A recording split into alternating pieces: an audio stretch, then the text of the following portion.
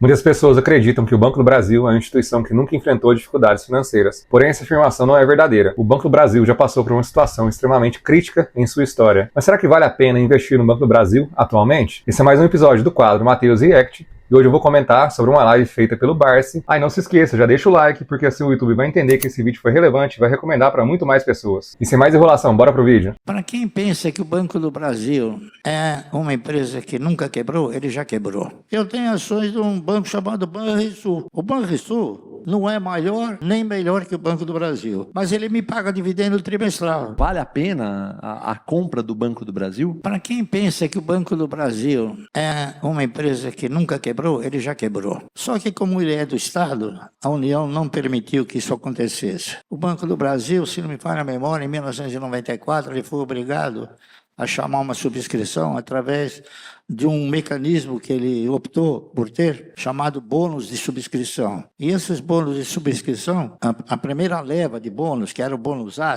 tinha A, B, C e D, se me trai a memória, ele teve problemas muito sérios. Então, o banco teve que produzir uma subscrição muito forte e quase ninguém fez essa subscrição. Por quê? Porque o banco chamava uma subscrição a R$13 e na bolsa ele custava 8. Então, ele não teve a possibilidade de concluir e completar essa subscrição. Então, ele lançou bônus de subscrição, vendeu os bônus de subscrição, e esses bônus de subscrição, então, permitiram capitalizar o banco novamente. Mas isso foram acontecimentos gerados por administrações catastróficas, tá certo? Coisa que hoje o banco já não tem mais essa possibilidade, porque a estrutura funcional do banco hoje tem elementos que garantem que coisas como ocorreram no passado não vão ocorrer mais, tá certo? Então, o Banco do Brasil é um papel que pode ser comprado. É um papel que, hoje, o valor de patrimônio de uma ação do Banco do Brasil é superior a R$30. E ele custa 21, 22. Por quê? Porque no último trimestre ele apresentou um resultado aquém daquilo que ele vinha apresentando. Então, essa foi a razão pela qual ele perdeu valor. Mas eu acredito que ele não vai ficar sempre com esse resultado negativo. O resultado negativo que eu digo é o seguinte: ele deu 3,5 bilhões de lucro num trimestre, quando ele estava acostumado a dar 9. Tá certo?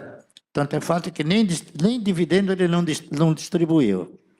Então, é uma questão, talvez, de tempo. Eu acredito que o banco vai se recuperar, não há dúvida nenhuma.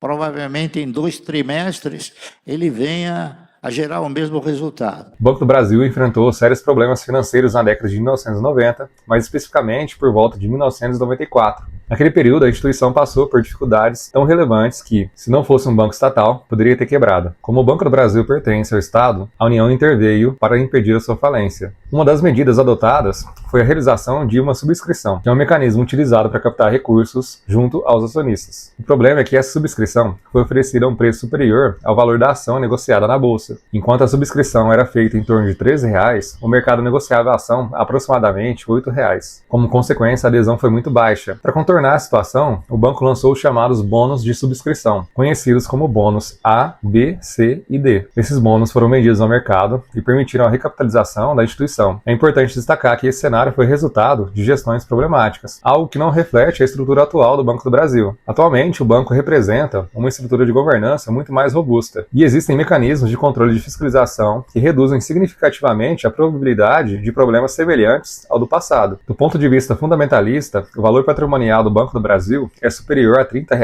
No entanto, suas ações vêm sendo negociadas na faixa de R$ 21 a R$ 22. Essa diferença se explica principalmente pelo desempenho abaixo do esperado no último trimestre. Em períodos anteriores, o banco vinha apresentando lucros próximos a R$ 9 bilhões por trimestre. No entanto, no resultado mais recente, o lucro ficou em torno de R$ 3,5 bilhões.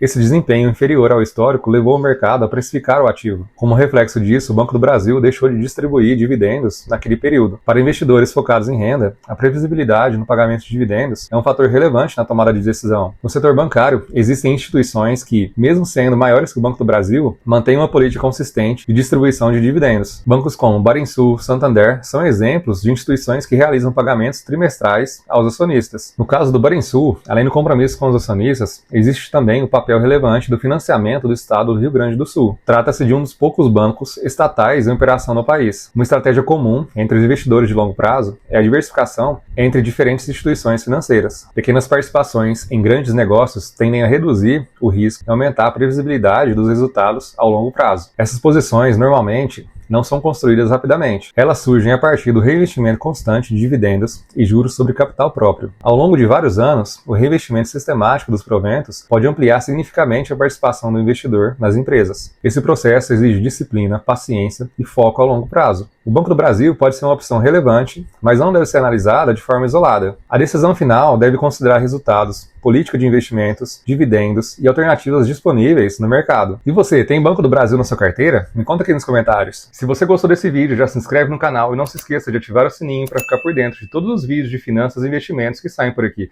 Um grande abraço e até o próximo vídeo.